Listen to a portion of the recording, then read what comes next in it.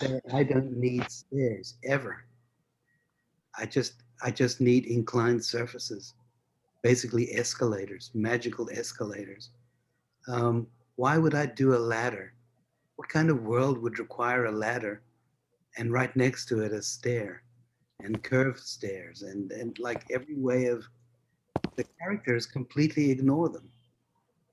Um, they run up everything and they jump over everything. I mean, it just seems like if I were designing a world in this world, I would either hobble the characters so that they cannot do that, or say, listen, this is a world in which people can leap 60 feet, no problem, and design the architecture accordingly. I'm disturbed by the bits of convention left over here.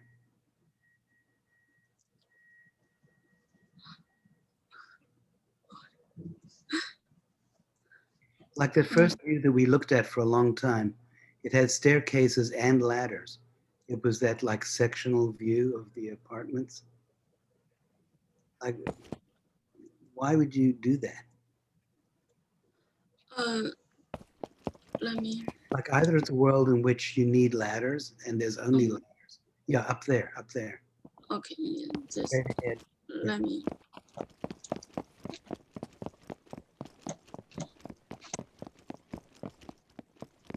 Oh, Yeah, here. that looks like, you know, there's a game called Shoots and Ladders, which this sort of looks like, where you need ladders to go up and then you come down chutes or tubes of some kind. But what kind of world would have staircases by the dozen and also ladders? Like, why would you need both? And especially a world in which people can jump, by the way, without any problem. Because at first I think the like the jump is the game setting, and for the ladder and the staircase, I just want to make a architecture form, like use the section to be the elevation. So I chose the ladder like the like a kind of transportation to help people go downstairs or upstairs. And like I think it can give and I think the leader can like have more connection with the cave, because in the cave people also need to use the leader to upstairs or go downstairs. Right, but the question is, if they don't need the stairs because they can go upstairs or downstairs without the stairs, they go up or down minus the stairs. I mean, in the underwater world, the only way to go between levels was to jump into this pipe of water and swim up among the bubbles. Now, there were no stairs, as I recall, no elevators, no ladders, because this is how you did it. You got into the tube of water and up you went, or down you went. I appreciated that discipline, I guess. I find yours maybe a little bit too redundant or too free in that way. You know, it's almost too much variety for me. The freedom that you have designing in this kind of environment gives you the opportunity to question convention. And why do we do certain things that we do as architects, and in a critical way? And I think that to some degree, every time you design a project, you're reinventing things from zero, but you're starting from wherever you know. And here it looks like you have some conventions that you're just doing them out of an ethical intention of, well, how can you not have stairs in a building? But these aren't really buildings. These are scenarios for movement that really don't recognize gravity, at least not Earth gravity. It might be moon gravity maybe, but so it's not about, you know, it being right or wrong, but that you take the opportunity to question why we design certain things or include certain things in our design process, and simply say no when, you know, I'm going to start rethink movement from the very act of the physical gesture, or from what does gravity mean. And it's kind of a good exercise, you know. And I think this kind of environment you're working with gives you an opportunity to like just not continue what you did before, but start from zero and rethink how you move through space. And then when you go back to designing a conventional building and conventional space, you'll have a greater sensitivity about these issues that will make you, you know, design stairs that do something different than code minimum stairs. You know, stairs that maybe have other aspects to them, that they become a promenade or a way of moving through space in a kind of theatrical way or cinematically, and not just basic transportation, which is what you have here. It's much more interesting to see space move as you jump through it than to go up the stairs. I mean, because we already know what stairs are like. So, you know, you have all these opportunities that you've created, but you're also kind of obscuring them with convention. I mean, our criticism, Yihong, is a little bit unfair, since we've looked at 10 projects, all of which had stairs you didn't need, you know, just by virtue of trying to feel like a building and look like a building, and to convince people that they are in another world. But for some reason in your project, maybe it's this particular view in which I can see 3 ladders, 4, 5 stairs, maybe 6. Oh, the more I look, the more stairs I see. 7 or 8 stairs. Right? This is only one part of her whole project. I know there's more stairs to be seen. Yeah, she's just angling for a job at So Fujimoto. She'll be fine. Yihong, I want to just say something really positive about this project, and also I think to Michael, like I think a conversation we've had a few years ago or ongoing off and on has been about this idea about the kind of role of different design media and basically training the architectural mind, right? Like you know, I believe you called it the third eye, and I said I probably have a more banal term like correlated perception or something like that. But you know, the fact that I know I've been asking for it in the past, but the fact that like Yihong actually went through the trouble of trying to develop a kind of planar understanding of the space and integrate it into the same kind of drawing in real time. I found myself when I got into this world constantly working to like correlate my understanding of what I was seeing in the first person perspective to like the changes that were happening in that planar perspective. Yeah. And I think for me, like that's as a pedagogical tool and like really understanding kind of the relationship between the design elements and the relative proportion, which is something or the relative dimensions of spaces, or building an innate understanding of that, which I think is something that we've discussed as become a weaker skill within our students through the fact that they kind of make a 3D model and slice it. This seems to be like an alternative approach to kind of reprogram that understanding or rebuild that kind of contextualized understanding of space and design for the architect. So I really appreciate like Yihong, you putting that in there. I think it significantly changes the way that I understood your project from the other ones. The other ones are kind of, did these guys read like Unit Operations by Bogost? Yes. Yeah, you know, he goes into a long thing about the most successful games and finding the balance between that kind of Heideggerian forest path, which all of the other projects up until this one have kind of situated themselves in, with these other kind of set-based understandings of space and event. So I really appreciate you taking this kind of first step to do that. I immediately also saw myself orient myself that way and trying to find other individuals in the map, giving me a more occupation to the game and wanting something to do forward and having the ability to do that and not being able to give up to a certain level. So I think that's really important in any game to be able to navigate the world without a pre-made playbook, you know, and certainly you're accomplishing that with this little bit of heads-up display. Well, just having that map constantly on the upper left-hand corner, and understanding the abstract and the total, and then the immediate and the fragmentary at the same time. That's a essential architectural exercise, right? Of thinking in these two modes simultaneously, which is pretty common in games. You just hit, you know, a certain key and you pop up a map. But understanding the organization of the space and then being in the space at the same time. Not everybody had that either. I think that's the first thing I noticed was, oh, that's the project, that's the design.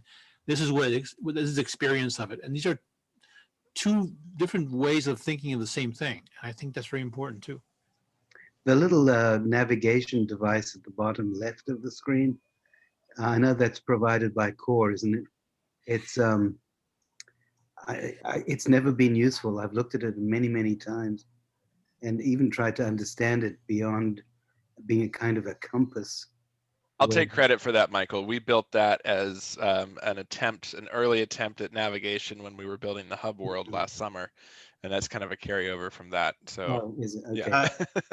Maybe it's a generational thing, or I don't know, like one of the video games I grew up on, but I've been using it a lot, especially on levels like Yihong's where she forgot to turn off the health level thing and Ryan can kill me. It's been a good tool to try to understand where he is or when he gets into like a certain level of proximity for me. I obviously don't play enough games, Michael. Okay, we need to move on. Thank you, Yihong. Thank you. Thank you. Thank you very much for the comments. Okay, Ray, You have a good memory, Casey. You have it's What's that? okay. You have a great memory of. Yeah, well, it's starting to fade, but thanks. Yeah. But I think the plan is basically it's a strategic drawing, and I think it's really essential to being able to continually develop a kind of conceptual strategy on a project, which when you're working perspectively, it's not conceptual, you know. But actually those are games. We used to play that. We used to like look at a plan and then we look at a photograph and then have to hit the plan, and it was like our own game of seeing who could hit the plan fastest or where that photo was taken, you know. So it was like going from 2D to 3D. It was fun, actually. Yeah, and it's great here what's happening in real time. Like you make an effect in one and it's also updating in the other. And so you're starting to get this really one-to-one correlation as a kind of training mechanism. I make my students, when we look at buildings in magazines, that they have to locate every photo in every plan that's available. I tell them if they don't do that, they don't understand the building. They die. They die. They fail. I know you. I know you. I just fail people. Maybe we've been on Zoom for too long. We only have 2 more projects, guys. Thank you so much for your patience. Okay. Where's the YouTube thing? Where? Is there a YouTube, or I think Ray is just sharing his screen. Oh, okay, I thought something came up on the screen.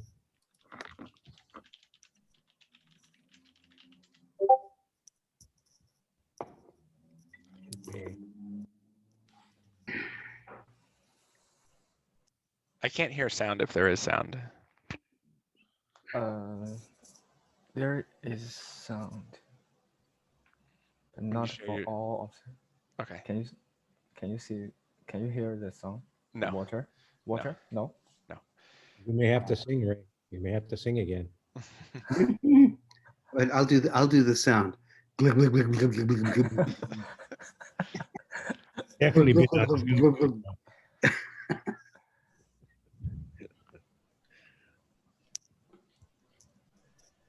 when you shared your screen, did you turn on maybe audio sharing?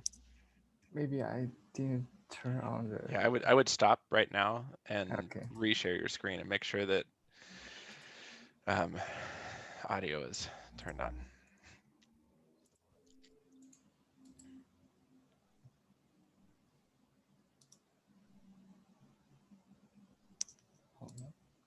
Jason, where are you with that beautiful sunshine? Jason, you're muted. I'm in Culver City, actually. All right. And I'm getting nailed with this. Yeah, it is. No, but the shadow of your face, very dramatic. Yeah. Yeah. Sort of like a Godfather thing. Yeah. Mask man.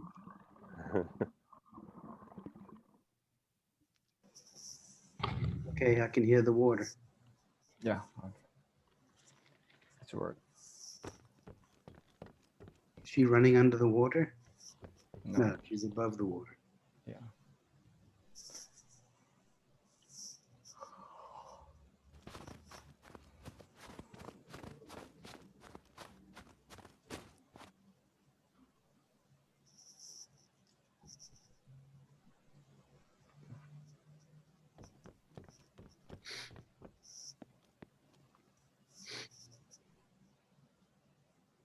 Hey, low battery. If I might have your attention. Low battery.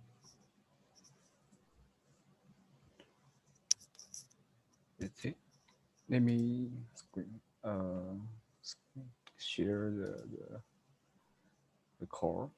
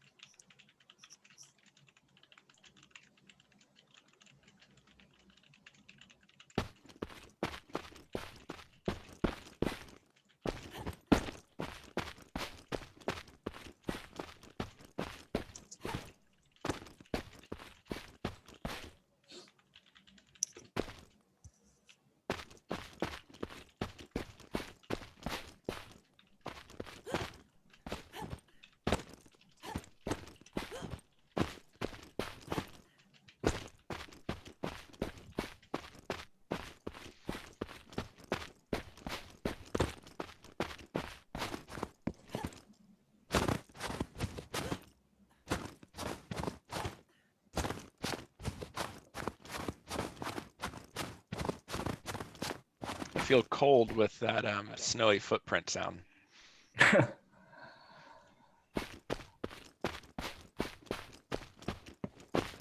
Ray, you want to describe anything as your character is moving around? Yeah. So this is a canyon. Yeah, the canyon. Got these And, big. And it's collect different area. Now we are just going to the residence area.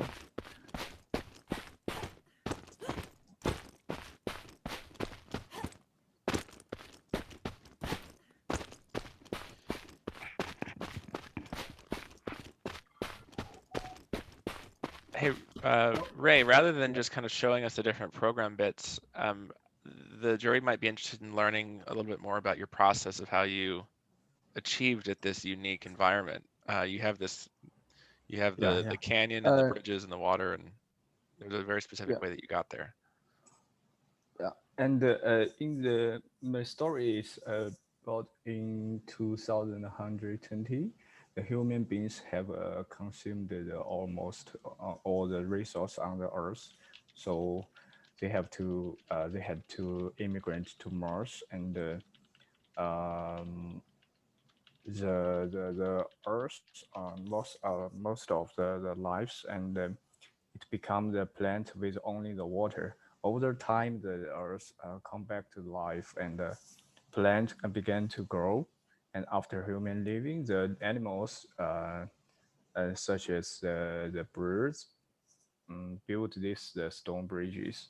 At the time when more and more stone bridges were built, and in the earth, and after the 200 years, the people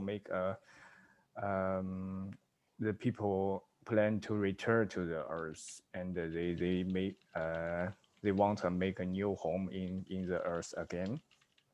So they come back from the Mars, and they build the laboratory, and or also build the market and the residence for the new home here.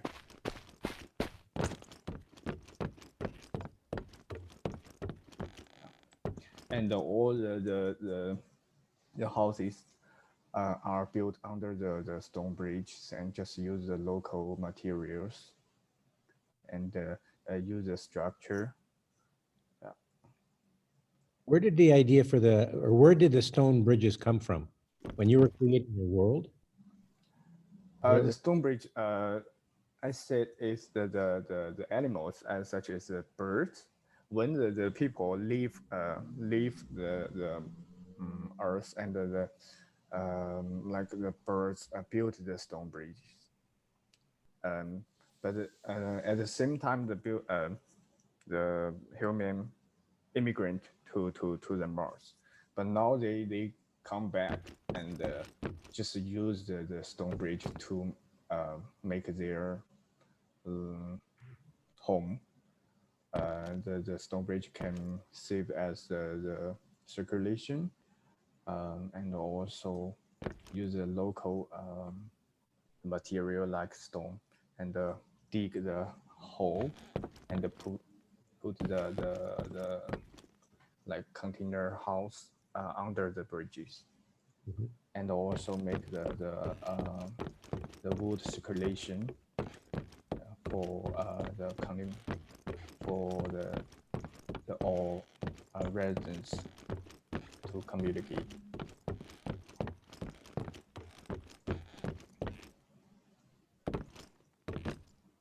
There was something that became very evident in the first approximation, when the character goes from swimming through this forest, and then she comes to these large steps that are made out of stone with grass with green on it.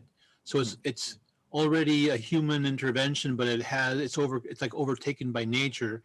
And then when she gets to this to the gold rhomboid of glowing devs inspired rhomboid, then she comes into the laboratory that's underground, and now the vegetation is in boxes and not surrounding you. So there's a progression from the natural to the human intervened nature to the completely artificial. It's very, very clear stages. And then the bridge, that stone bridge, becomes the ultimate threshold between the natural and the artificial or the inhabited.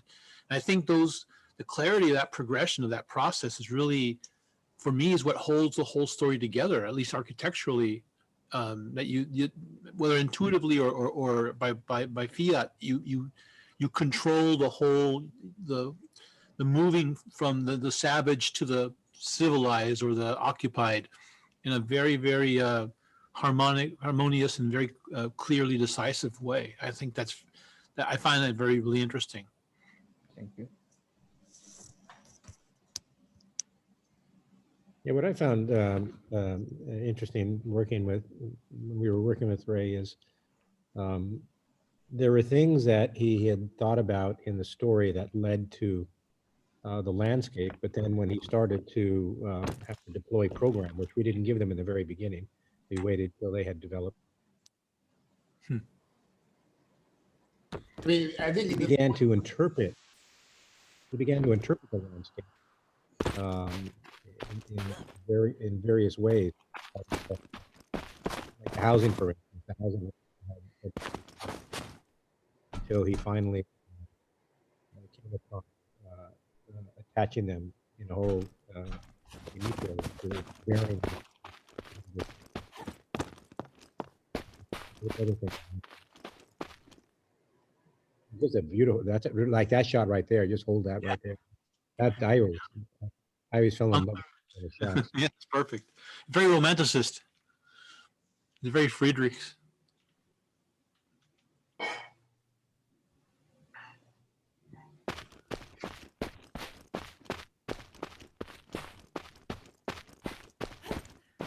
Mac, you remember this one from midterm? Yes. I mean, it's interesting seeing it develop, because I think a lot of what Gerhard just talked about was really important relative to understanding that gradation from nature to a kind of abstraction to finally inhabitation. And I think the question really is how much, right? What are those kind of in-between areas? Because currently what's happened is the imagination of the path has extended that space between distinct worlds. And you know, you kind of sit here and you kind of think about, well, what else could we do to begin to change that? Do we have to add water? Do there have to be light? I mean, there's other things other than just movement between the worlds that I think could come in, different senses of materiality, and really think about the interaction of the avatar with that. But I really like the growth of it. I mean, I think that a lot of it wasn't really that specific. So seeing it specific helps move it forward.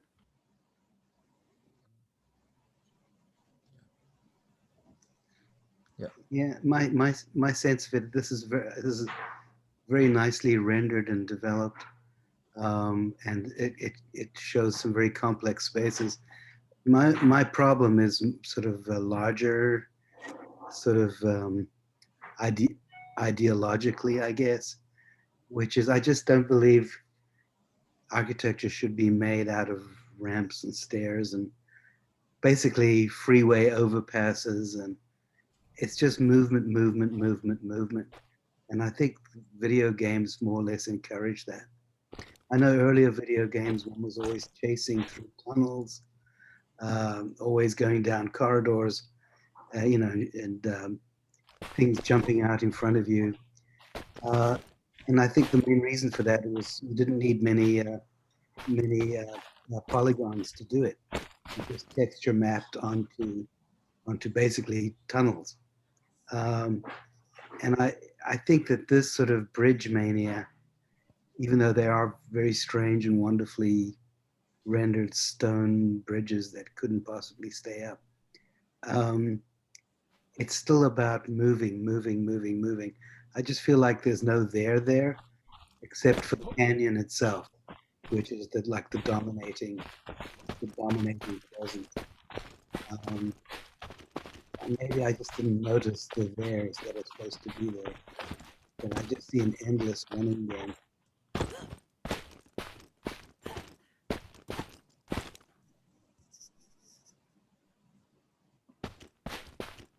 I don't mind all of these. It's some of the most beautiful images for me driving. Mm-hmm. And you see the great overpasses, yeah, where a number of freeways converge along the east-west freeways with the camera out in Pomona, you know. But I see what this is kind of a fantasy about pedestrian green freeways or something.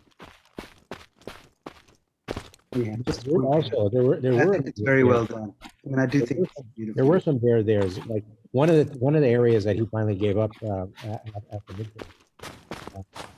That even before midterm were these underwater, these caves that were underwater. That were just cave below cave, which were pretty extraordinary. But we said, okay, you got to basically choose, because a number of them were developing worlds upon worlds upon worlds, and it became really difficult for them for any of us to figure out where, you know, you don't have time to develop all of these.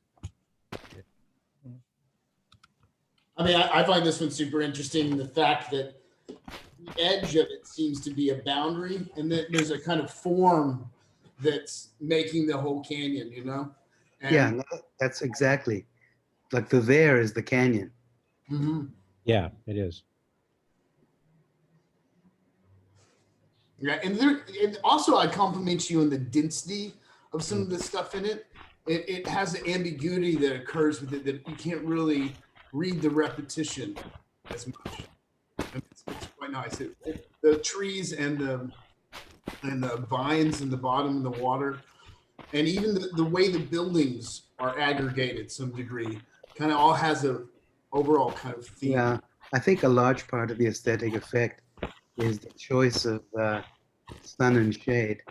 It's something I try and teach my students about, the intersection between volumes of shade and volumes of sun. And I think he's chosen an illumination, solar illumination, that really produces these beautiful sort of solids of shade and sun. And nearly every picture is a combination of shade and sunlight. And I think that's very aesthetic. Hey, Ray, do you still have those caves under there? Yes. Well, But I just you know what? Apropos to what you're talking about, what you were talking about, Michael, about no, they're there. I was thinking, okay, is it possible to do both? It could be that there's that being in the space of the canyon is really what you're after, and you find places on those land bridges where you pause, and you find a place, you find a spot where you can basically have basically a bisectional line where you're in the symmetry of that volume, you know, and there's nothing, and that's really what it's about. It's like being in that space. You're right, in exactly the right place. Yeah. Yeah, and not just leaving it to be grass or whatever. That there's actually a place. Yeah. Yeah. Yeah. Maybe that would have improved the scheme a little bit. As sort of a more of a sense of here's a stop, here's a place. Do we have any final comments for Ray? We've got one more project that I'd like to get to. Yep. Okay, Ray. Thank you so much. Thank you. Well done. Thank you, Ray. Yeah. Okay, Frank. Ready to close it out for us. Hey, how are you guys? Give me 1 second here while I set up. Let's see here. I think I uploaded this thing to YouTube, but we'll try playing it on here real quick. Okay.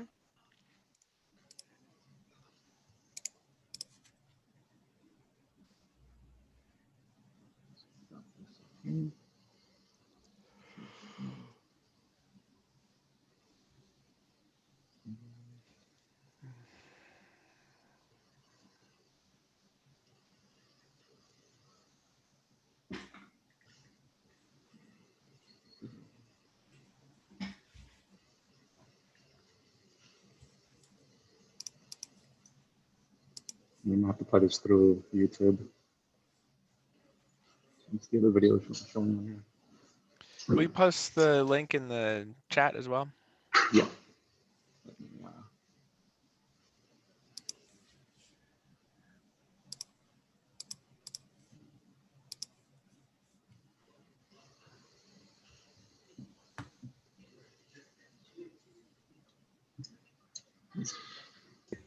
Okay.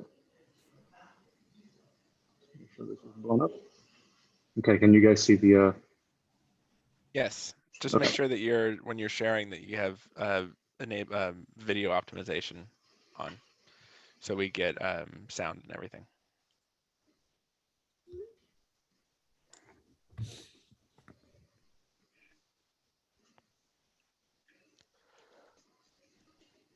Okay, I think we're set. Okay. Here we go.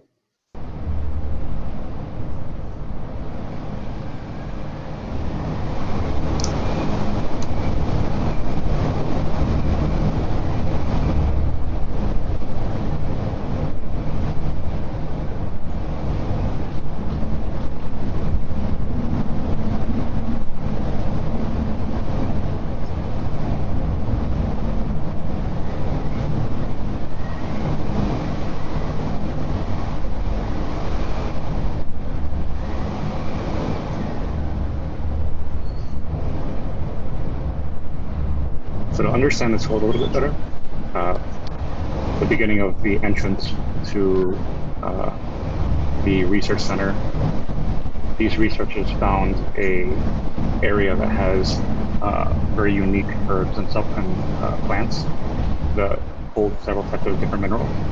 But to get there, they had to develop a new route because the actual process of arriving to that destination was very complex and in high altitudes of about 15,000 feet. So it required them to start finding an approach up the mountains.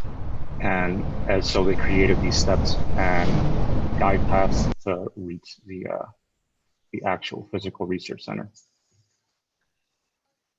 This last entry point is actually where the research center starts. What you're seeing now are silos that were created and optimized to have the plants that they collected and kind of study them further by planting new seeds from the ones that they had found. What you're seeing here is the sleeping quarters and the village they had built on the side of the mountainside on the opposite end. And so you'll see a gathering space, their own farming network, and how they approach from step to step. Let's get into core. So those things on the mountain side were housing? Yes. Okay. And did we see how to get to them? There is an approach from the research center side when you're first coming into the when you're first approaching the research center, you'll see that there's kind of like a registration area where you come in as a researcher, and it allows you to see how you got to the houses. Yeah, let's open this up. Maybe when you just fly us through or take us through, we'll see it. Yeah. Let's get us into the system here. Can you guys see core? No. I can't see anything right now. Okay, let me switch the screen. I mean, the video you just showed, I'd ask you, I mean, obviously when you go into the game, it'll be different, but what you just showed seemed to be very similar to a traditional animation of a computer model. You know, where you're showing the project from the outside, but you're not really telling a story with it. Yeah. Let's kind of get in there first.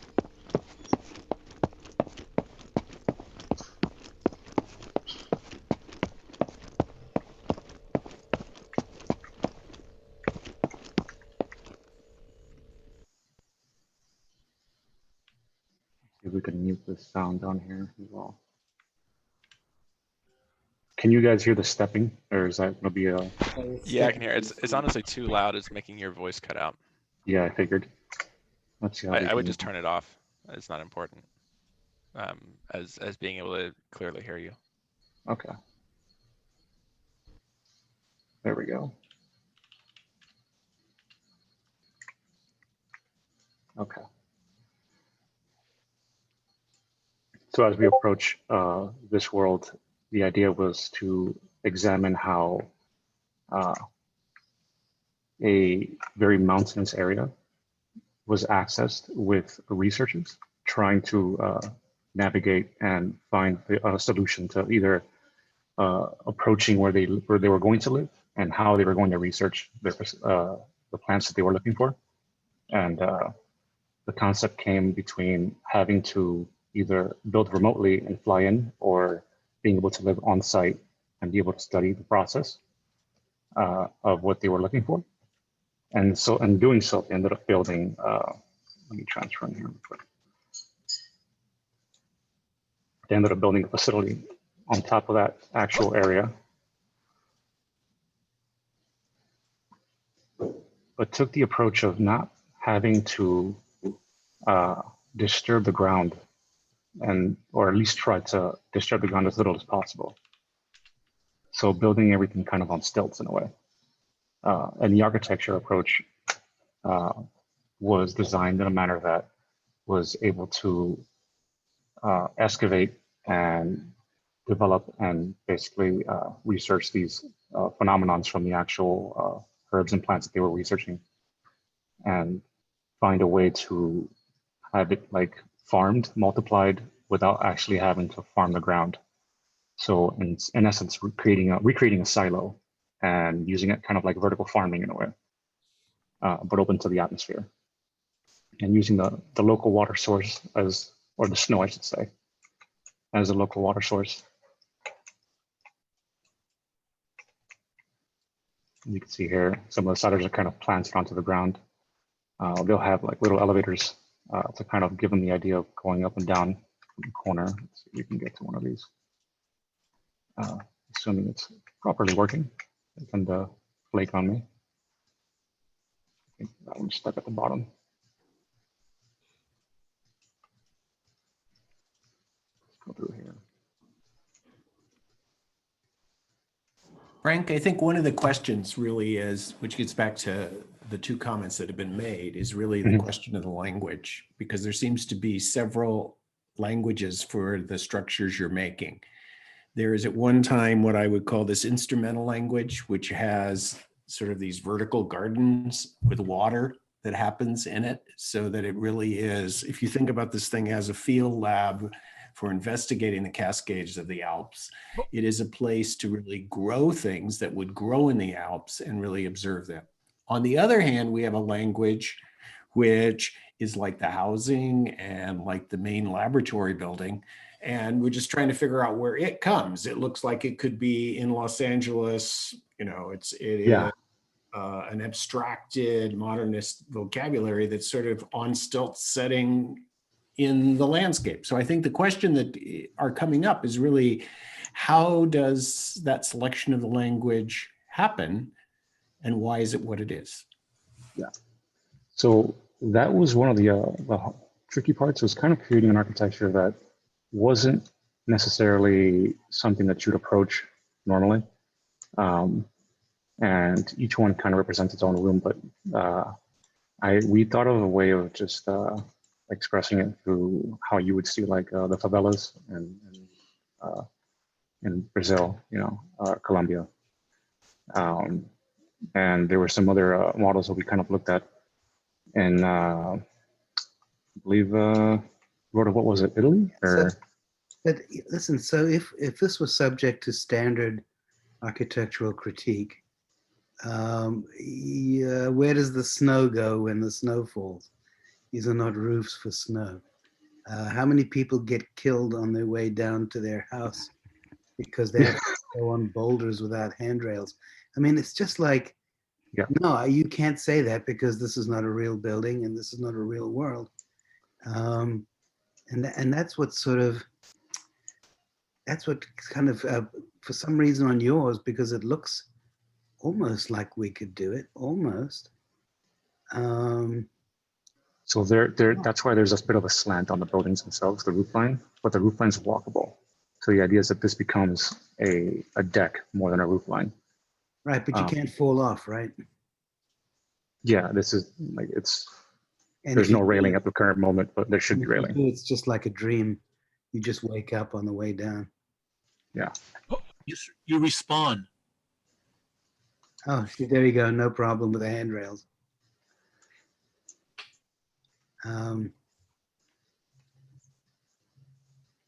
So ideally, normally there would be handrails. Yeah, why would there be handrails? I mean, look at this guy. Yeah, they do steroid rate research here. The thing that throws me off is the jumping, because he would have his femur cracked from those jumps, and and I think that kind of that kind of aggression on the human body. One thing is flying, anti-gravity. But when he jumps, that's going to hurt, and the shortcut you're taking, I think it undermines the whole, the whole the trip through. I mean, you have these incredible paths. When you short circuit them by jumping, which I don't think is necessary, you just choose to do it. But the fact that you actually choose to do it, Yeah, I just don't want to drag you guys through the long approach of how you arrive to this location, because it takes a minute. It's painful to see the guy jump 2 stories and then just keep on going. It's not human, I mean, when you need stairs. Yeah. But listen, I think that's sort of written into the program here. I'm pretending I'm a student in the studio. I'm not sure I know what I would do. It seems like I would want to set my parameters on, day 5 or something, as to what magic is possible and what magic is not, and then take it from there. For some reason, this project, because it's really quite handsome and sort of realistic in a Neutra-esque sort of way, and quite memorable. You've done the Alps so beautifully. I think these are beautiful buildings, but they're buildings in a sense because they're not buildings. Maybe that was Neutra's dream. What do you mean by that? Buildings that are not buildings? Well, they're dematerialized. They're super light. Mhm. They're made of surfaces and not of materials, really. Yeah. They hang off the side of mountains. They just need little Yeah. steel poles. I mean, the So sort of the dematerialized or etherealized architecture has been a dream of modernism for a century now.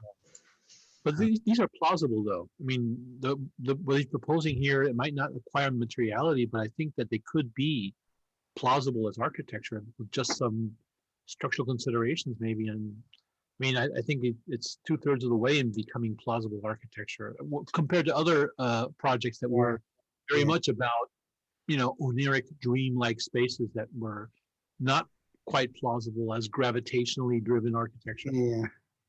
I think though that what Max brought up and then what Michael picked up on in his own way gets to the heart of the problem of a studio like this, is that you create a world and then you try to understand what the world is, so that you begin to contextualize the buildings to that world. And it's not so much whether the buildings are good or bad, or whether they're, aesthetically pleasing or not. It's how close, well, does the context somehow get reinterpreted through the architecture? Some of it had, and Max brought up the language and how the language changes from the silo to the housing. And Michael brought up in a more the practical aspect of it. It doesn't look like, it looks like this stuff, that the architecture could function really well in a time of the year like this, but it might not function so well at another time of the year. Not that function was really talked about a whole lot, but I think it's really has to do with the conceptual operation of making a landscape, and then out of that landscape grows.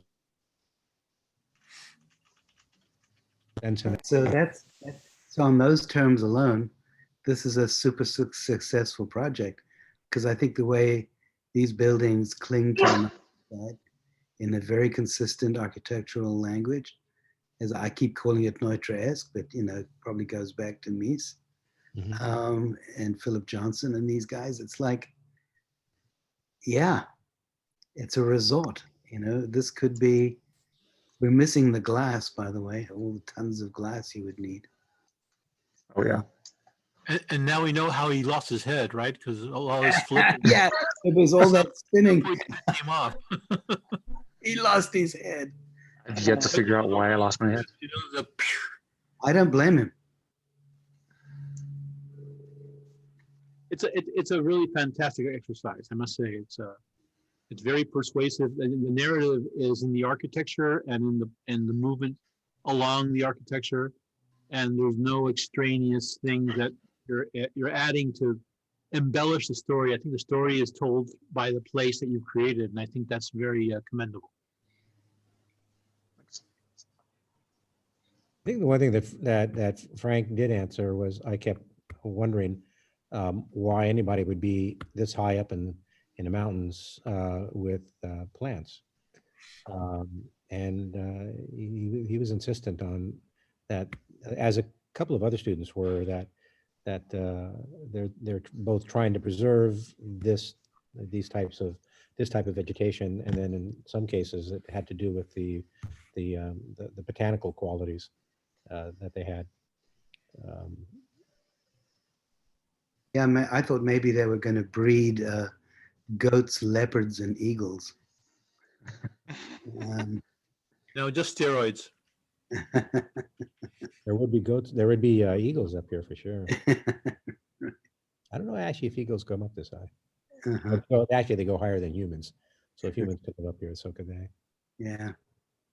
I think that the issue of designing in mountains or in elevated places or on very long structures, I think it has to do with gravity and the ability to be able to not deal with gravity here. Just pulls you away from the ground, and verticality seems to be dominant in many of the projects. not just natural, but some general verticality. And I think that I would see that's a natural intuitive reaction to the fact that you are playing against gravity, even losing consideration for gravity because you can. I think that's one of the fun things about this kind of process is that you understand gravity better by not having it for a little bit. Right, and inverting all the natural forces, pretty much, in the living systems. And that's the opportunity that was at the midterm, that a lot of those were being questioned, and then they dropped many of those. So, and in some cases, they pulled them together. Frank, what drew you to the mountaintop? It was a different approach because it's, you don't typically see many villages and like towns at 15,000 feet elevation.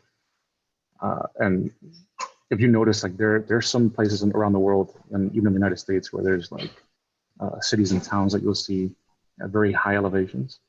And if you notice that there's obviously going to be different wildlife and different types of species of plants.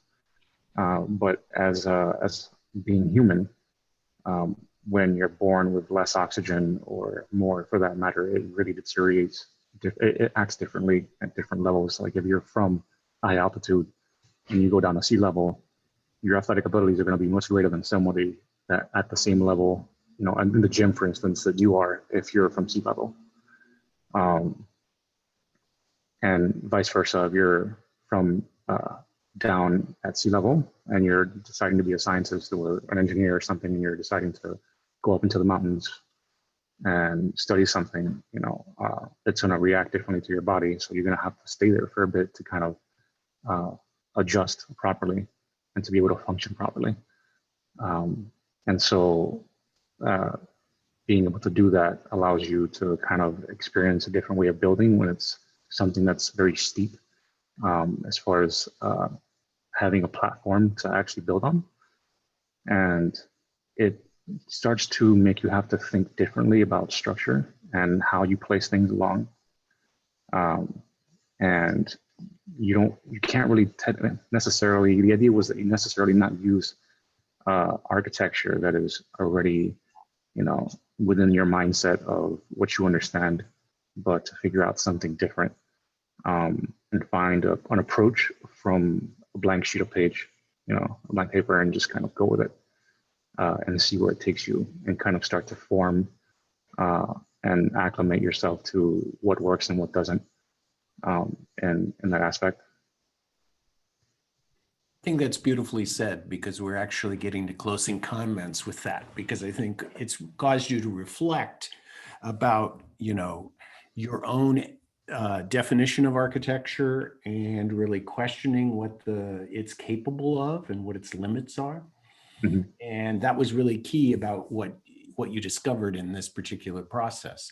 I think the other thing that's starting to come into it, which is something we've been talking about all day, is the idea of the questions or conventions, questioning the various conventions, whether that is architectural conventions, gaming conventions. Mm-hmm. We've talked about film today. We've talked about perception and movement relative to that. And a lot of that, as you're saying in the comment you just made, is really building upon that. And I think the last thing you said, which I really agree with, is this idea to continue to challenge the limits of what you assume architecture is. And I think that, on the back, because if you walk away from the studio just thinking about that, that's huge. Yeah. So as Max said, yes, we're at closing comments. So is there any final comments for Frank here? Fantastic exercise. Very nice. I just, I was thinking about this while I was running around it, like where something becomes like a synthetic world that the students designed, and where something becomes a kind of video game version of the current world, and like where that threshold is. And at a certain level, when I was infinitely hopping around and flipping around in this world, it was very rewarding because I could orient myself in a way that maybe I couldn't to some of the other worlds. But at the same time, this project seems to sit more as like not quite so high. I think you said 15,000 feet, but I worked on a hotel in Europe at about, I think it was in meters, 3,000 meters, so lower. That's I might be wrong about that.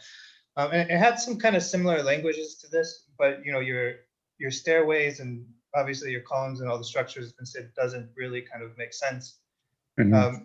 And so I'm trying to kind of think to myself about it. Am I enjoying hopping around this thing because it's almost like a cartoon version of something that I expect?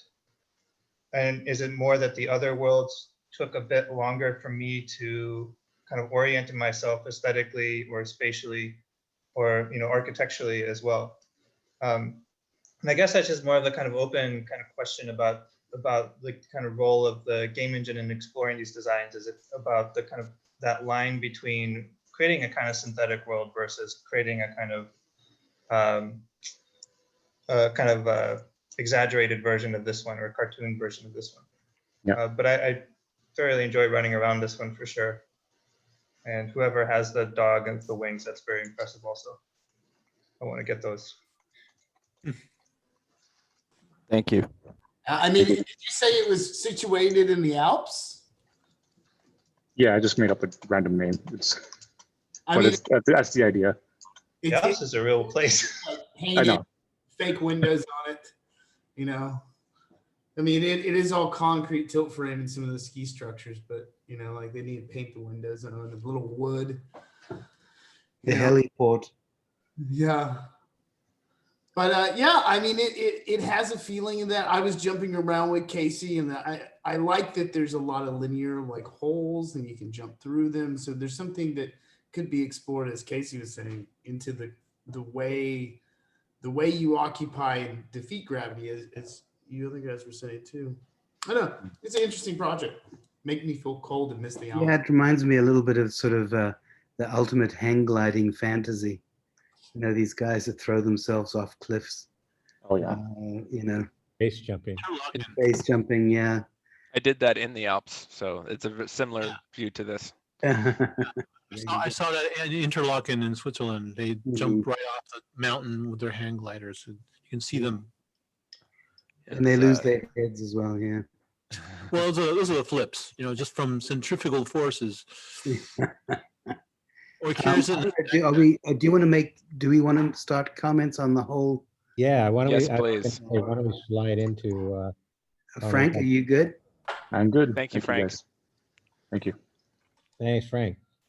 Leibniz famously said that we live in the best of all possible worlds.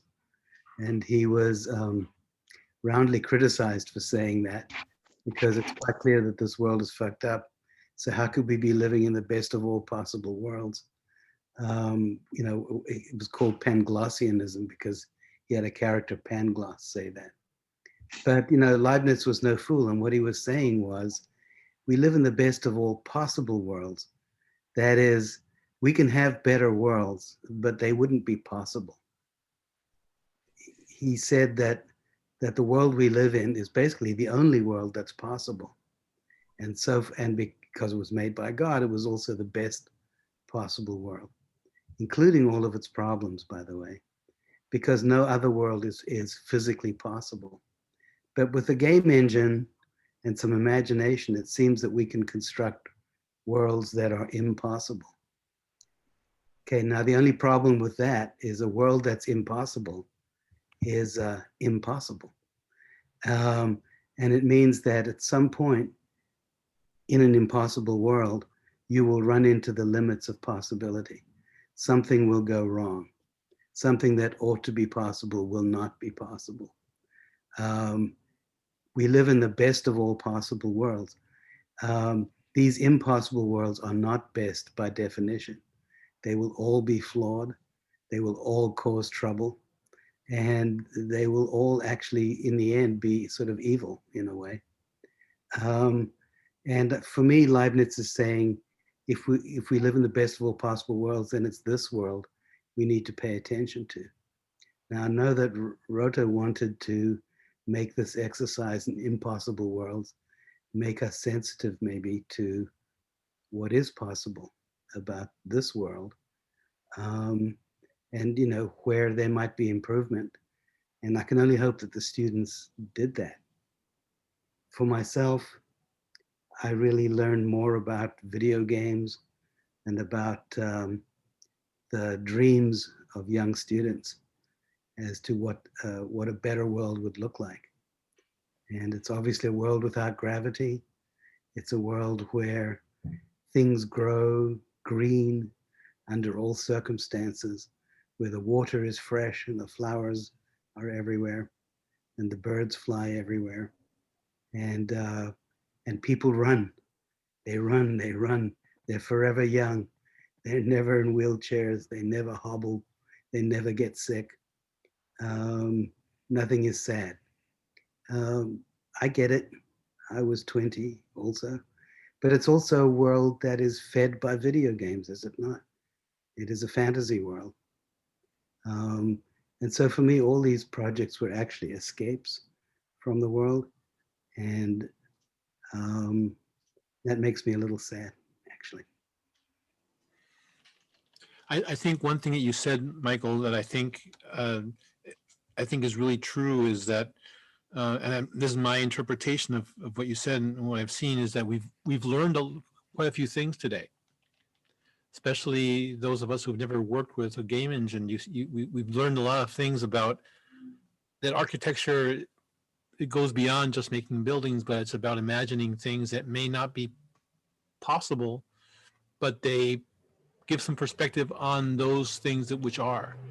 And I think for a student studying architecture, having that perspective and look, and also in terms of the errors or the the mistakes or the things that don't work, there's this Platonic notion of only in the accident can one find the truth.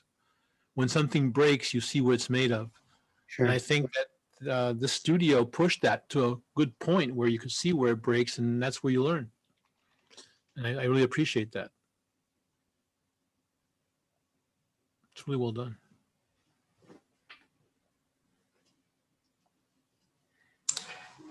Yeah, it's wonderful to have the opportunity to see these projects grow from a midterm to now in the finals. It's video games for me has been something since I was young, and I read them like books. They're opportunities that I've gone through since the 80s, and so it's built up a kind of architecture in itself. And to correlate this in a class that associates those two different worlds colliding into one kind of understanding of what a virtual world is. And certainly throughout these projects, we're seeing a bit of utopian, like Michael said, and there is some of that escapism. But I think for my generation, to a certain degree, it's almost everyday hat. It's like opening a book to a certain degree. I started doing research about 10 years ago or so on virtual environments, and just turned into me playing a bunch of video games. That's all it really did. But seeing and going through all those games, each one has a different taste, just like an architectural piece. How you occupy them, how you move through them, how the models are made. And certainly these sort of classes are doing that. And I look forward to more of them in the future, and more interconnectedness, which is the best thing I saw all evening. I was hopping through different worlds and all in one kind of cohesive meta universe where they all connected into these different games. And certainly you have enough content you can make a full game out of this. Or an encyclopedia, a different version of wiki and three-dimensional game. I don't know, but it's amazing. I love the way all of them went back to SCI-Arc. Yes. Good advertising. Next step. Yeah. Oh yes. Yeah, and certainly with Unity 5, we will see this skyrocket to something else that I can't even imagine. So I look forward to seeing more and more of this in the future, and thank you again so much.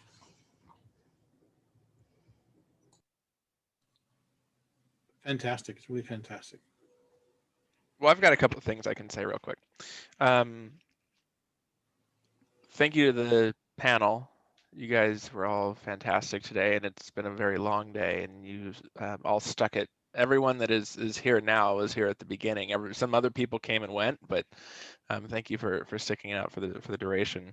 A couple of the comments that were made over the course of the day that I jotted down because I felt they were specifically important to this project and to the ongoing research that Michael and I are doing in this form of teaching and learning architecture. Ryan made a point early on about gamification. Well, that's my term, not his. But having something in the environment that can be used to not only track your progress through the space, whether it's coin collecting or it's box opening or it's something along that line, but also something that can be used as some form of currency for unlocking, access to the next place, which I think is important. The metaverse versus the multiverse, or linked worlds versus nested worlds, is something Michael Benedict was mentioning earlier. And I think I really love that idea of, what are the experiences that are nested within the larger experiences that we were having. So as we're moving from point A to point B, are there, options C, D, E, and F that are being completed along the way? And how do we start to think about a multidimensional experience that way? Casey just made a fantastic point about synthetic worlds versus quote unquote realistic worlds. And I think that plays into a larger question that Michael and I have been having, which is, one, is it possible to have a serious architectural exploration within a video games world? And two, should you? I think there are some ways in which this technology and this experience can be used to do architecture in the way that you would with any one of our technical tools, but there's also that inherent desire to make spaces that are thousands of feet tall and that you can fly through and all of that. And so how do we begin to balance the role between the surreal and the real within the synthetic landscapes? And then finally, just we had a little bit of a tangent during Yihong's project where we were looking at the use of stairs, although they were apparent throughout all the projects today. And one of the things that Michael and I laughed about throughout the course of the semester is just the overabundance of circulation, whether it's ramps or it's stairs or whatever it is that that in many cases the project grew out of a need for circulation. And kind of, I think, personally, I'd like to look at that more and kind of understand where that comes from and start to move beyond that and start to look at ways that we can reimagine the way that we move through these virtual spaces, whether it's through non-Euclidean means or Euclidean means, but getting to a point where the architecture is more than simply the circulation. And I think that interconnectedness that was just mentioned goes beyond the interconnectedness of the virtual experiences themselves.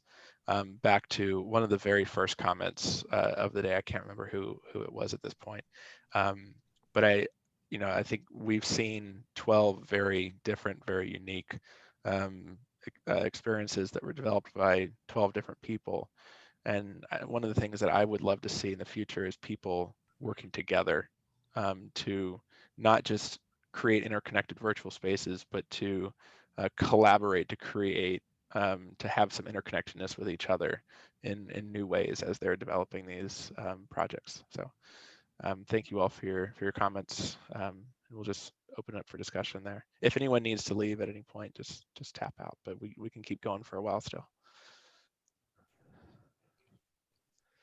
Yeah, there was what I often think about at the end of a semester with listening to really dialogue versus debate, where all of the friends that are here talking about the work,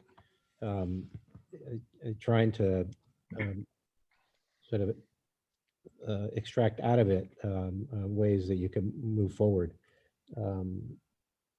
There's a lot to think about for me. I took a lot of notes, of course. But I think coming down to the possible world, for me, the struggle was, it was the confrontation between the impossible worlds that were created, as Michael says, in the video games, but that you all know, the synthetic world versus the video game world. The impossible world confronting the impossible worlds that we can imagine through this media, confronting the possible worlds that I know in my body through direct experience, and not really truly reconciling that. And so I think that the limits of any of these solutions were basically my limits, being able to grasp and confront and understand what comes out of that space in between those two worlds.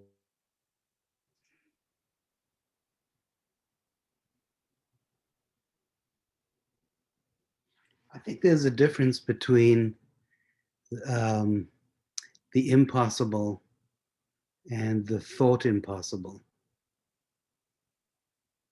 Michael, you're silent for some Michael, reason. your audio cut out on us. Uh-oh. Yeah, he's frozen now. Too bad. It sounded like he was right in the middle of a really good thought. And that's life. Oh, he's talking again. Oh. More to limits of understanding the platform. Michael, okay, Michael, you've been muted for 30 seconds or so.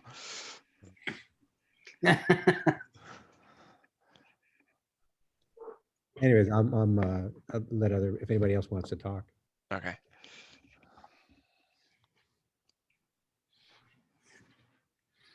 I mean, I think the Holy Grail is something having to do with the difference between the actually impossible and the thought impossible.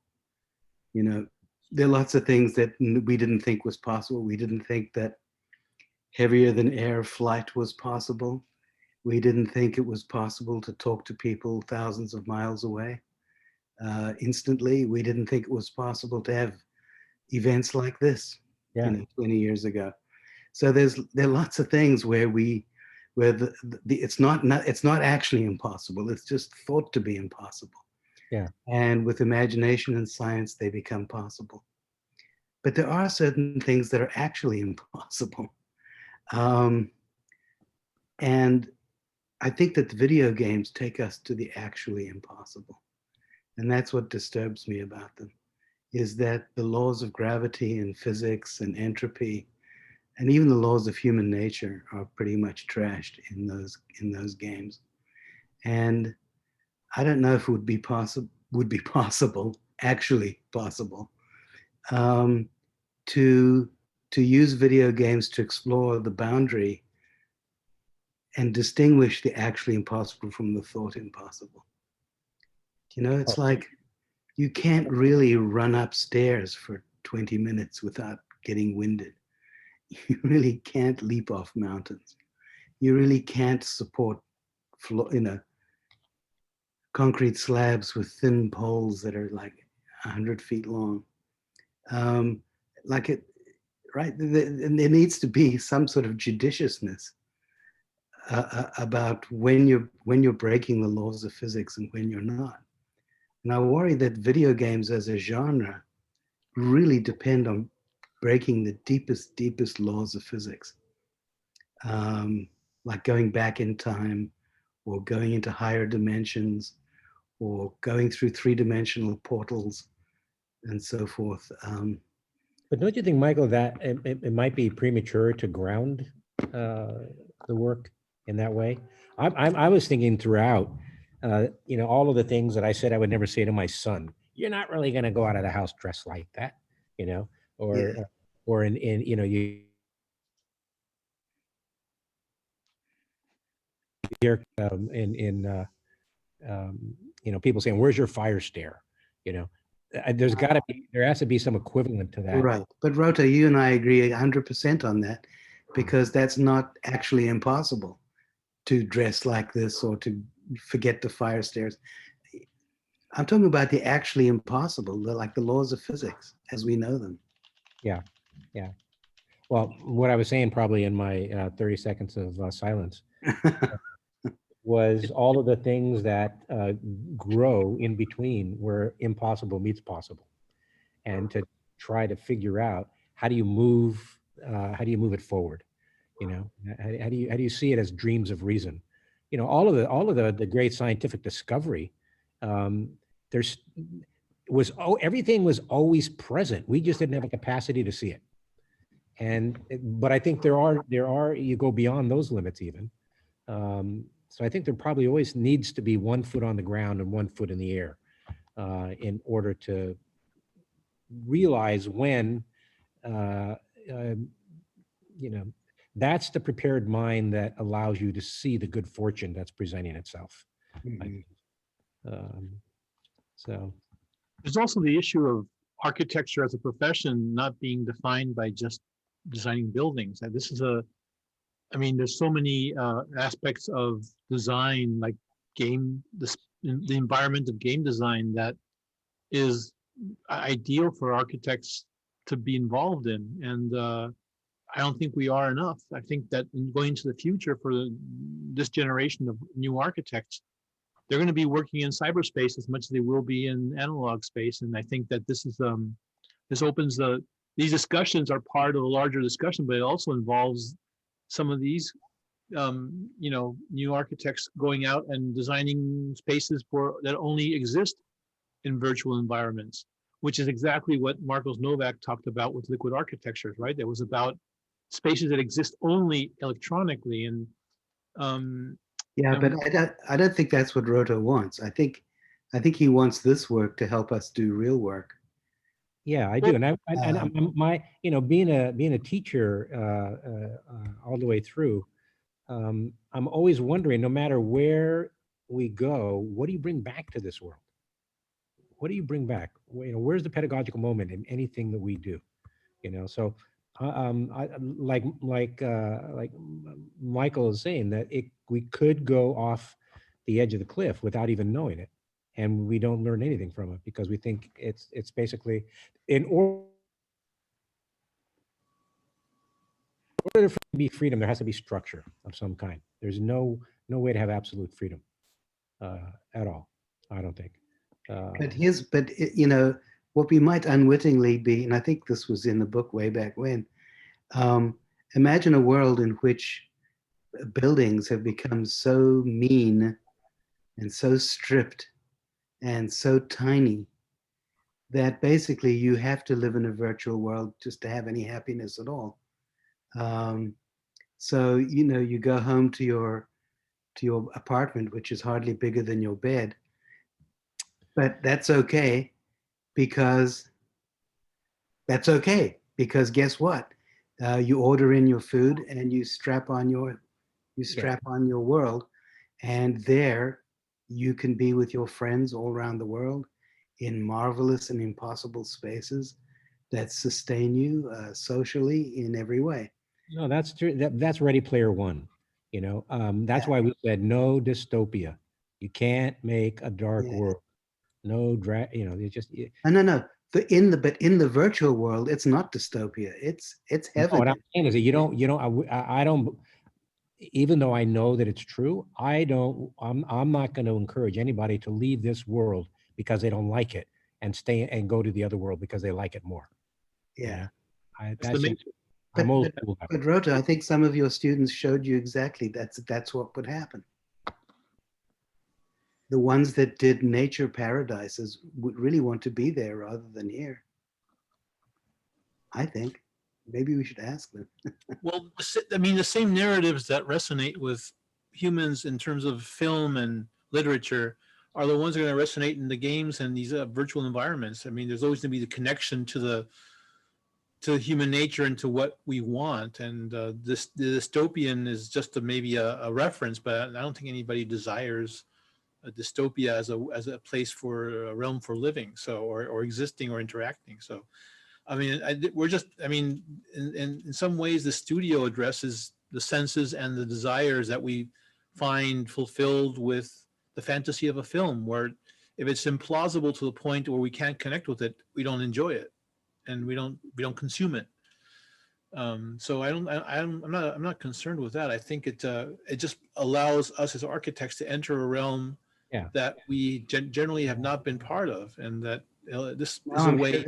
I'm sure there's money to be made for architects in the game industry, and I think it's happening. And we have graduates of UT that are now in movies and games, and I know that SCI-Arc has more than we do, who are now doing movies and games. You know, more power to them. I mean, do you think like something like if you look at the structure of something like Stalker by Tarkovsky, and the idea that you have this very familiar, realistic environment, but it's being occupied by things you know, these Russians go into the void, and they're occupying these landscapes, and there's these kind of things in them. There's something in between dystopian and utopian that's happening in Stalker. And so do you think that sort of contortion of design that Stalker created could happen at the same end with a video game and how we occupy it? Certainly the VR will help with that, but yeah. Yes, I guess I do. I'm just a little worried that we're creating like opening a drain at the bottom of a bathtub. Like the whole of reality is going to swirl down the drain and into the other world. I mean, Star Trek created cell phones, right? So what are these games going to do? Are we going to start playing? Well, I don't have the answers to these things, but you know, I so love this world that I feel like, as Roto said, I want to bring things back from the virtual world that makes this world a better place, and not an alternative. But Michael, how could you love a world that was arbitrarily made without your knowing? You were put into a world that wasn't necessarily your design. So who's to say that any possible world or impossible world would be the world? You're only accustomed to this world because you're present in this world. But there's a million possible realities, and the laws that govern this world just so happen to be those laws. And if those laws get broken in the future, like they have with scientific revolutions, who's to say that that reality will then become the norm? You know, like we can always say, you know, 100 years ago, that was the best time, or no, 1,000 years ago, but everyone will always say the past was better than the past was better. I think we just have to realize that everything has the same value, and there shouldn't be any preface to you know, well, this is better because it's true nature, and it's I hear what you're saying, Desmond, but my challenge to you and all of you is if the objective is to grow an architectural mind, then why?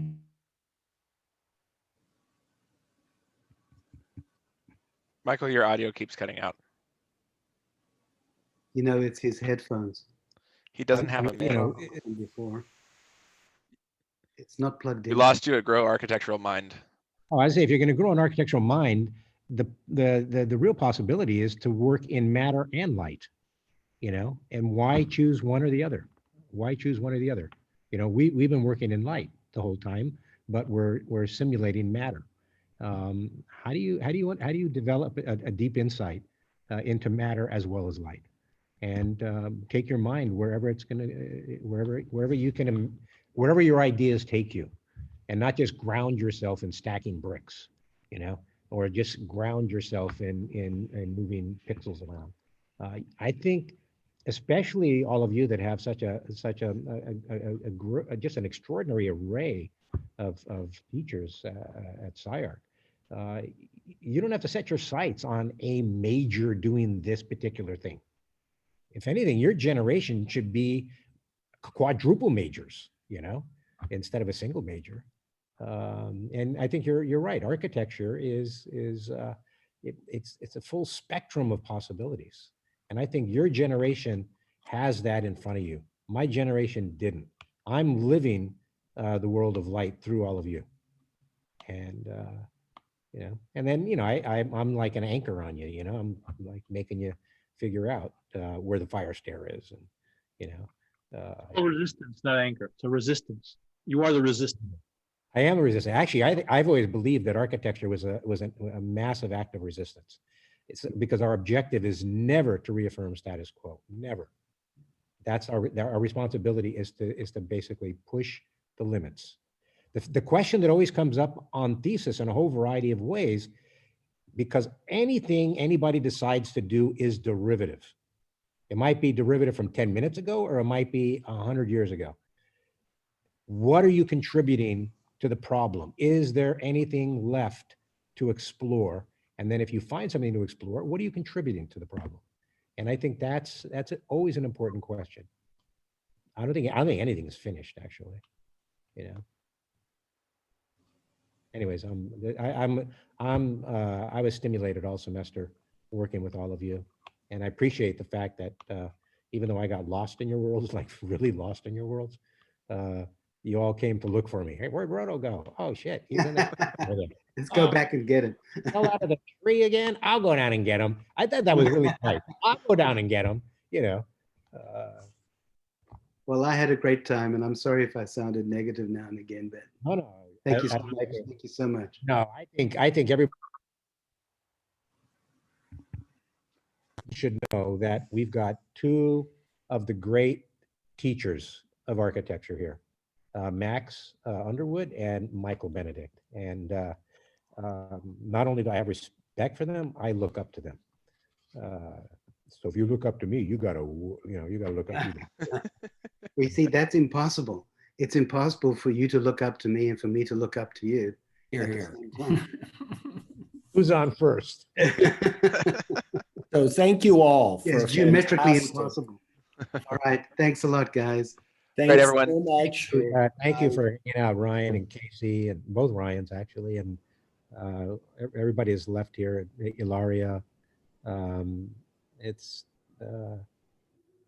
and to all of who's still here from the jury? Oh, Ryan's back. Ryan's back. All right. Back. Goodbye, Michael, guys. it's just the ones on the top. Yeah, thank you guys so much. Hang out for a few minutes so we can do some bookkeeping, or housekeeping rather, not bookkeeping. All right. Thanks, guys. Thank you so much. Thank you, guys. Cheers. Happy holidays. Yeah, everybody. Thank you. So just first order of business real quick. Business, I got a keg of beer over here in my place, you know. I don't know what to do with.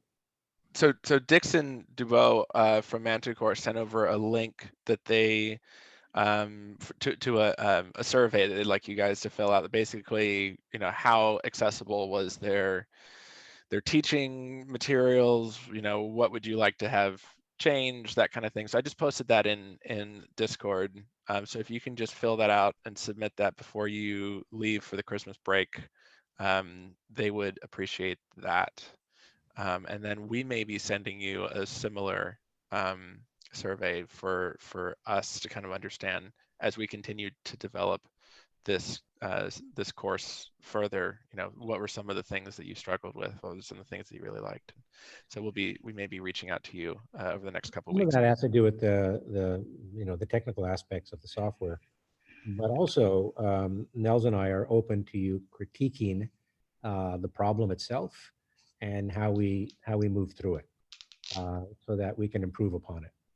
You know, you're all the pioneers in this project, and we want to continue it. We started working with games when Harrison was in the studio and Nels was just finishing up. He had just finished up his thesis, and that was my introduction to figuring out how game-based learning is the phrase. And I think this has been a real leap forward because of the things that you're able to do and you weren't able to do, and partially because of the software and partially because of the lack of insight that I had. But give us information from your point of view about how a project like this could be beneficial to your younger colleagues next semester. And then, do we need them to upload anything to us, or no? I have all your videos and all your projects are on core. So if you would just, if any of you did any drawings, like Shia and Damien, everyone that did drawings, I appreciate it, but those two, I definitely want to have a copy of those two sets, so if you can send those over. And then if any of you, like Herman, I know you did a lot of like almost like books kind of throughout the semester, kind of like presentations, any of that stuff that you guys are able to send over just for our records, we would appreciate that. And perhaps the final thing is, don't risk your life over the holidays. You've got so much work ahead of you in a world that really needs all of you. Don't take any chances, okay? Keep your masks on. Don't go dancing in a club, you know, or whatever you're gonna. I don't know if anybody even does that anymore. Just imagine the emote on the core guy that does this, you know. Okay, go dancing in Cup Hall, you know. Turn Cup Hall into a nightclub, you know. Now that it's model, you can turn SCI-Arc into anything you want. And again, thank you all very much for taking this journey with us, and helping us move it forward, actually. So, and for those of you that it's still, what, 6 o'clock in the morning in China? Well, actually, hey, it's a weekend. You don't have to go to bed. Stay up. Yeah. So, all right, you all. Thank you so much. I look forward to, gosh, we don't see each other around the house. Send messages once in a while, right? We'll keep the Discord server open. So if any of you guys want to check in next semester and see what the new students are doing, or if you just want to say hello to each other, we'll keep that server open. And if any of you want to begin the process of learning how to teach, let us know, and then you can we'll figure out how to bring you in and help out with some workshops or something of the sort, or even come in after hours and critiquing, you know. I'll be super into that personally. I'd be super into So stay with us. Also, I have a question. Also, Nels, you mentioned that I remember you asked us if we were interested in like getting into like game design more and more. Well, is that because like someone offered someone asked you if like any students are willing to like? No one's asked me, no, but okay. if anyone was interested, I'd be willing to forward that information along. I don't know that Manticore is who you would want to do that with. Actually, Ryan Manning, who was one of the jurors today, is connected to a lot of people in that world. But you know, the only thing that we've heard from Manticore is that they are interested in, they're speaking to their PR agency about putting together a short kind of show reel of ways that core can be used to do things other than what it was designed for.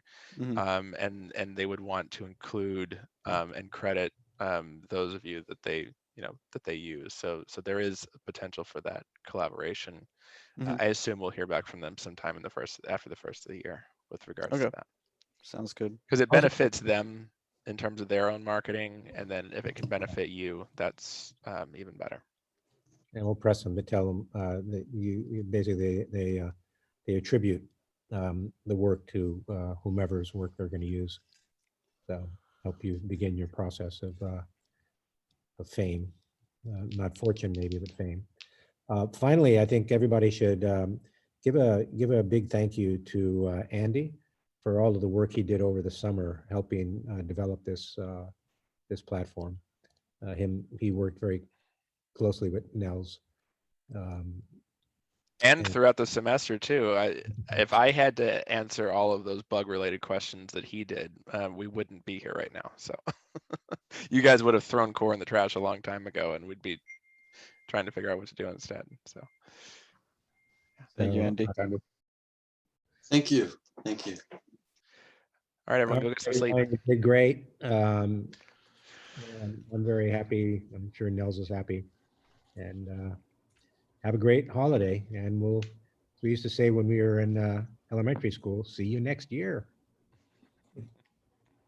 Oh, Roto, before we turn it off, can we talk before we finish? Yeah, of course. Okay, cool. All right. Bye, everyone. Thanks, Bye, Nels. guys. Thank you guys Thank for you, listening. Roto. Thank you, Nels. Thank you. Bye-bye. Bye.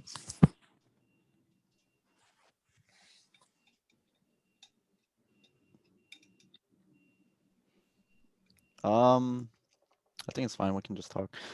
So, Ria just wanted me to tell you thank you for the letters. And then the other. Is she in India or is she here? No, she's here. She's here. Because I was. Yeah, I remember you sent the text message like it's 2 a.m. in India. I'm like, she's not. 2:30 and I said, wait a second. When did she go to India? I remember seeing her sitting next to you. Yeah. And there's a few more that are due at the end of the month. So. Yeah. No, she did go to India, but then that was in summer. She got stuck there and she was trying to come back and she couldn't because of how strict the lockdown was in India. Yeah. It was insane. Yeah, it was insane. And then she also wanted me to ask you if there's I think she has like 3 more that she's applying to. If she wanted to ask you if there's if that's a possibility, like if you have enough time to do it or not. The school's already sent me their form. Yeah, I think she said there's 3 more. I'm that one? Yeah. What is she, like a marathon? She applying for like East Coast or West Coast? No, I think it's 6 in total, I think. They don't take that much time. The question, it's pretty simple. All I got to make sure is that I change the name of the school in the letter. So yeah, I don't say to somebody, like at Yale, oh, Stanford was her first choice. Yeah. And yeah, that's pretty much it. And then I just wanted to thank you. It was a great semester. Honestly, didn't feel like work at all. I feel like I've been on summer break for a while. Oh, that's great. Yeah. Yeah, it felt I get like that whenever I'm interested in something, like really interested in something, I don't treat it as work at all. Yeah, and your next question, no, I think your visual presentation was great, and the verbal one was good. It was an explanation. But what I realized with a few of your colleagues that read their story while the video was playing, that probably is going to be mandatory. Okay. Just because the stories are a lot more elaborate than you could even think about saying when you're presenting it right in the moment.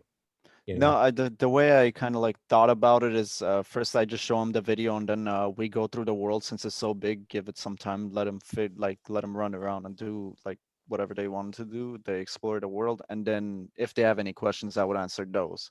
That's how I thought of it. That's why maybe it kind of like suffered on that point. But after any presentation, after a lecture, I always think about all the things like I should have said. Yeah. So it's never ending. But no, you did very well. So throughout the semester. All right. Yeah, that's good to hear. Well, you didn't feel like you worked. Don't take a break. Yeah. No, I mean I've been on break pretty much for a while now. Yeah. All right. And I'm glad you made your bed. The other day I was talking to Alan. He had like underwear hanging from his windowsill. I said, "Hey, Alan, fix your bed." And then he without me looking, he fixed his bed. I don't know how he did that. I actually I had my virtual background on, and then I could see it from like my right here. Yeah. My bed was like all messed up, and then I just turned it off and made the bed. Over the summer when I was doing thesis reviews, somebody was working in the kitchen while somebody else was working in the living room. The roommates. And it looked like they hadn't washed dishes or pots and pans for like a month. Yeah. So I told them, okay, virtual background. This is a virtual background for me. Oh, it is? I thought it was real. Yeah, it's real. Oh, okay. Yeah, mine's actually a virtual background right now. Believe it or not, that alien in the back is not real. All right. All right. Well, that's my Okay. real one. All right. So Well, you Michael, take care. All right, I Michael. got one. Thank I you. got one Alan, you question. want to chat? You He's know, one. sorry. So Can you hear me? I can hear you. Yeah. I mean, I have a friend who's just graduated from SCI-Arc and who just got a master's degree, and she just want me double check with you that if you got any open position in the in the really serious time like now, because she's really worried about her OPT, like the visa thing. So, but most of the firm don't have the open position now because the hard time. So Yeah.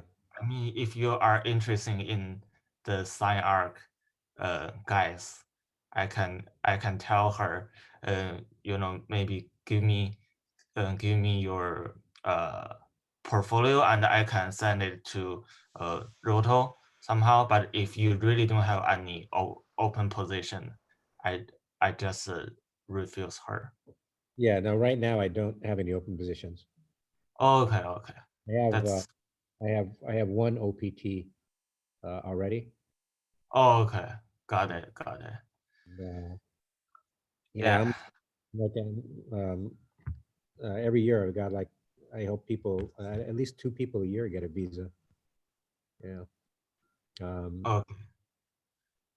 Got it. Yeah. Thank you for the semester and thank you for the patience of me for the whole semester because I am always the guy who ask last question, last question. So thank you for the patience. Yeah.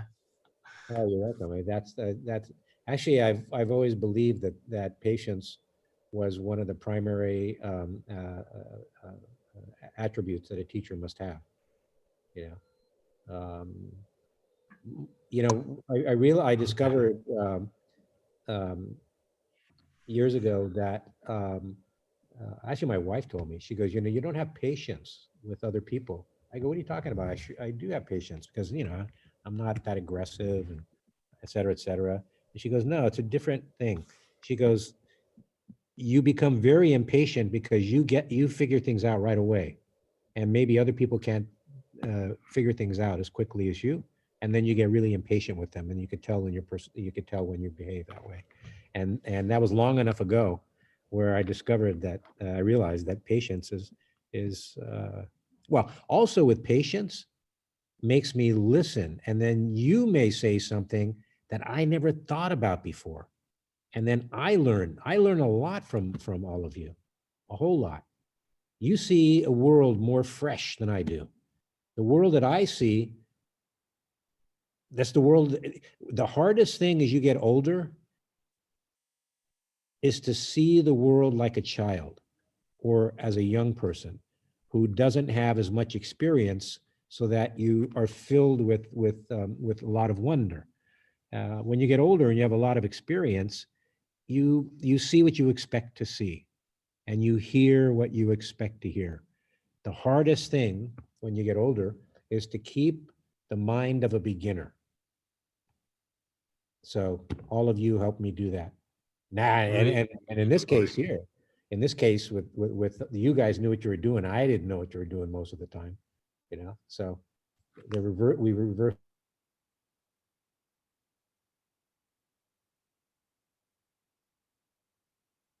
Roto, you got muted. Last spring, and I enjoyed this semester with you as well. So, and if anybody needs any advice or mentoring on if you're doing thesis, let me know. Yeah, that was my other. That was something else that I was about to say. Attached with a bit of a. Since you're one of the OGs of SCI-Arc, I just have like a little complaint here about thesis and thesis prep in general. I like, it's hard to put it in words, but I don't think I'm satisfied with thesis prep, nor am I gonna be satisfied with thesis. if it continues being the same thing as thesis prep, just another semester.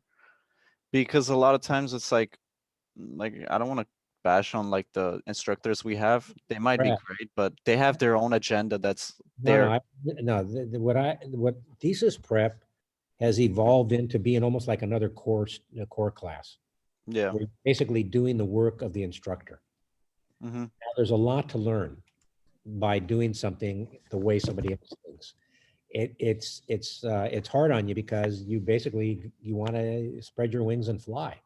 When you get into thesis, that's why I've said thesis prep is maybe going to be 50% of what you do in your project. God, I hope it's not even 50. I'm saying 50. I don't know percentage, but once you start working on your project, it's are you assigned teacher for? Yeah, we are assigned. So I got Peter Trummer, and he's a great instructor in terms of taking it like the way you want to take it. But I don't know. I just wish I had. I don't know. I just wish like some of the OGs of SCI-Arc, like you, even maybe Koi, and like just you and Koi are the only ones I've taken classes verticals with, and I just wish you guys both were in thesis rather than verticals. I don't know. It's just I feel like the projects would be so much stronger if you guys, because well, look at Peter as your father and me as your uncle. Yeah, you know, I'll give you Coke and candy. Peter won't. Yeah. My line is always open if you want to talk about your project. And All right. it'll always be in the context of what you're working on as opposed to I got to do something different. But yeah, no, it's I'm still very frustrated working with, like we're doing a project right now that I was ready to just say, Nels, you handle the whole thing. I'm tired of it. We've got to basically go through historical. Wait, you cut off again. Yeah, we have to basically get approval from a historical society. And you're talking to people that are just dumb. I mean, just literally dumb. They don't have any working history. They don't have any working history of architecture. So there's always things that you're up against. What you figure out how to do is you got to figure out how to do the ninja move, Anyways, when you get frustrated, we can talk about ninja moves. All right. Sounds good. So yeah, it's just next semester I'll just shoot you a text or whatnot. Yeah, that's about it. All right, you guys get some rest. And then, all right, Rodo. Get back at it. All right. Thank you. Talk to Have you. a great Christmas. Happy Christmas. Thank you. You too. Maybe happy the Merry coming Christmas. somehow. Yeah. No, that'd be good. I was yeah. Get a lot of gifts. No, I don't. I asked people what they want. My last story. My wife, when she was my girlfriend, we were boyfriend girlfriend for 18 years, and then we got married, and so we've been married for 10, 11 years now. Anyways, the first year I bought her 5 gifts, and I thought these are really great gifts. She's gonna love them all. She opens the first one and she says, "Oh, this is really great. Did you keep the receipt?" And I said, "Yeah, I kept the receipt." The second one, "Oh, wow, how'd you think of this? Did you keep the receipt?" Well, she did that 5 times, and I was like, "Oh, this is really awful." So I said, "Okay, new rule. We buy gifts together." And she said, "Great idea." This year we can't do that. We would always go out like the 2 days before Christmas and then the day before Christmas and buy gifts. Now there's no stores are open, so I don't know what we're going to do. I think yeah, I think most of the stores are open right now, like at the mall and stuff like that. But I think they're working on limited capacity. But either way, I'm just going to give her cash. Yeah. That's the best idea. That's the best thing to do because you just get so like lost. I gotta get a gift for Ria. I don't know what to get her. Like I legit don't know. Maybe a kiss or no, it has to be something materialistic. Well, just get her something that's really, really nice that she can return. Yeah, I was thinking glasses. And then it has symbolic value. Glasses? Yeah, I was thinking glasses. Why? Oh, you mean to drink or to see? No. Like glasses, like sunglasses. There's a lot of cool sunglasses. Mm-hmm.